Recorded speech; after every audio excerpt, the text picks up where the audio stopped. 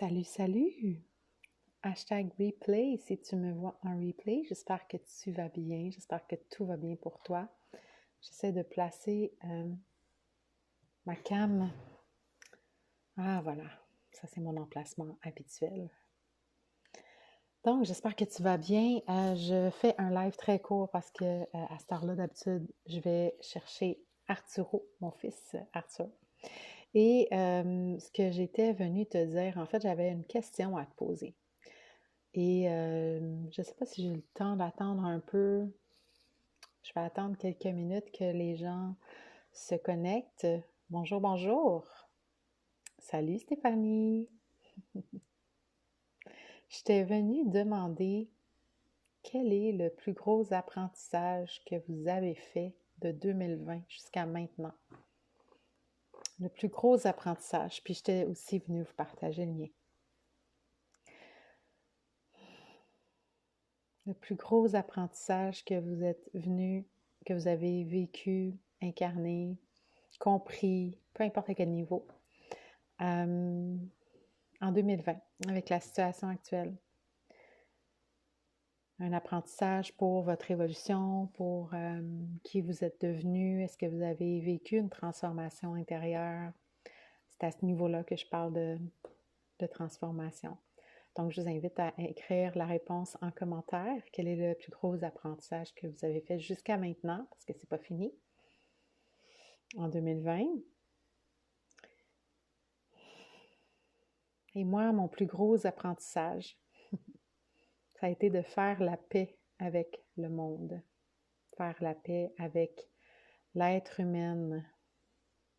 Ben, je veux le savoir pareil, Stéphanie. Partage-nous ça. Ça va peut-être aider d'autres. Ouais, donc faire la paix avec l'humaine que je suis, faire la paix avec mes limitations, faire la paix avec le monde, beaucoup. Faire la paix avec tout ce qui se passe en ce moment. Ça a été mon plus gros apprentissage de 2020 parce que comme tout être humain, j'avais tendance à vouloir changer ça, à vouloir que ça parte de ma vue. J'en voulais au gouvernement de faire vivre ça aux gens. J'ai été longtemps, plusieurs semaines, dans l'incompréhension totale de pourquoi ça arrive, ça n'a pas de sens. Là, je parle au printemps. Et c'est correct, Stéphanie. Donc, j'ai appris à faire la paix avec tout ça. Puis faire la paix, ça ne veut pas dire là, abandonner, abdiquer, c'est pas ça du tout. C'est vraiment une question de lâcher prise, une question de comprendre d'abord, avant de lâcher prise, pourquoi c'est là, pourquoi ça nous fait vivre ça. Et de juste aller retrouver, reconnecter avec cette harmonie-là en moi. Puis, ce qui m'est revenu aussi, que je savais déjà, hein, c'est des choses qu'on sait déjà, mais que des fois, on a peut-être du mal à incarner, puis que là, je commence à l'incarner comme il faut avec ce qui est arrivé cette année, c'est le fait que tout part de soi. Puis que si on veut voir un changement dans le monde, ben il faut d'abord aller changer ce qu'il y a à l'intérieur de nous. Il faut d'abord aller arrêter de ne voir que les illusions qui nous empêchent de toucher à notre essence.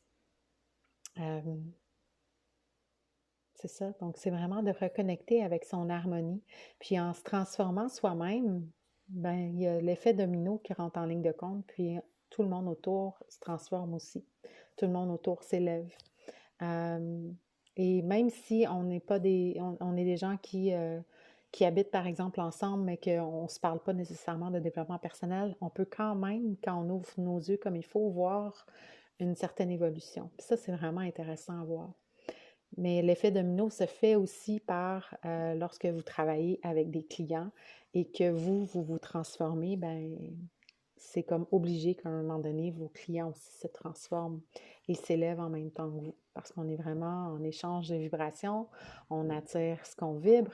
Donc, à quelque part, on s'élève tous ensemble. Donc, ça crée vraiment un effet domino positif énorme en se changeant soi-même et non pas en voulant que tout s'arrête, que tout se change.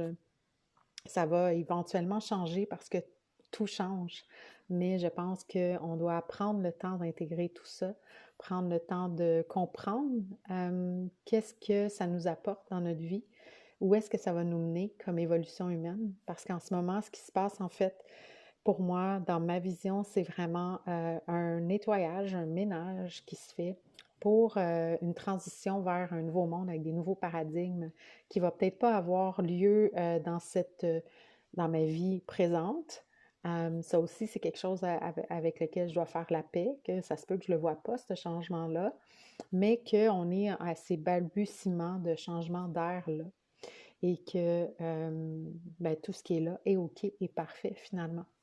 Donc, c'est vraiment un gros, gros apprentissage pour moi cette année, de vraiment faire la paix avec le monde, puis arrêter de vouloir le changer, parce qu'à quelque part, il va toujours y avoir une part d'ombre, une part de lumière. Et moi, tout ce que j'ai à faire là-dedans, c'est vraiment de me transformer, de reconnecter avec cette harmonie-là pour être dans cette paix-là. Donc, de reconnecter avec mon essence, par exemple, avec, les gens appellent ça aussi ma vraie nature, ma divinité. Vous pouvez nommer ça comme vous voulez. Ce ne sont que des mots pour exprimer le fait qu'en réalité, on est des êtres spirituels dans un corps humain qui vit une vie humaine avec des limitations. Donc, de faire la paix avec les limitations et de faire la paix avec le monde, ça vient tout changer, en fait, notre perspective de la vie. Donc, je vais aller vous lire un petit peu. Stéphanie, tu viendras l'écrire plus tard, ma belle Stéphanie. Oups, je me suis blanchie un peu. Émilie, bonjour Émilie.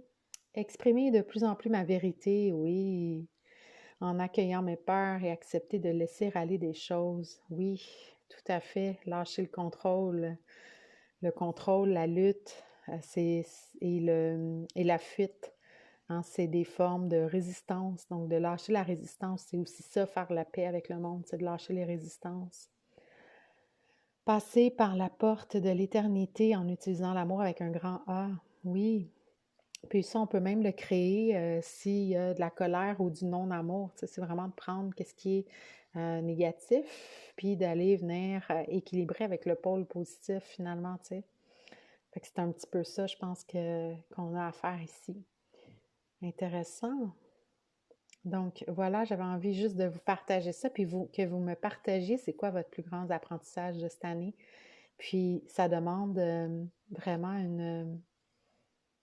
une connexion beaucoup plus fréquente, je dirais, personnellement en tout cas. Ça me demande vraiment une connexion sérieuse. Tu sais, avant, je méditais 10-20 minutes, mais maintenant, je vais vraiment prendre le temps de méditer jusqu'à ce que je me sente vraiment connectée à mon harmonie, à ma paix, à mon essence.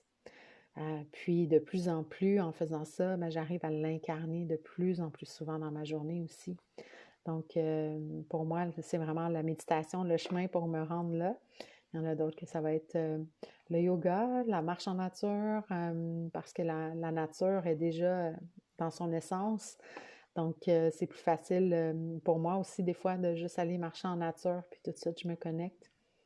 Donc, c'est vraiment de faire ça le plus souvent possible pour élever notre vibration et ne pas éteindre notre lumière en présence de d'autres dont la lumière n'est pas aussi éclairante ou qui voudrait peut-être nous éteindre aussi. Donc voilà, c'était mon petit partage de la journée, mon petit live que je viens de faire de plus en plus tôt parce que je me trouve un peu plus pertinente quand je suis plus tôt. Et ben là-dessus, je vous souhaite une belle journée, puis on se revoit demain.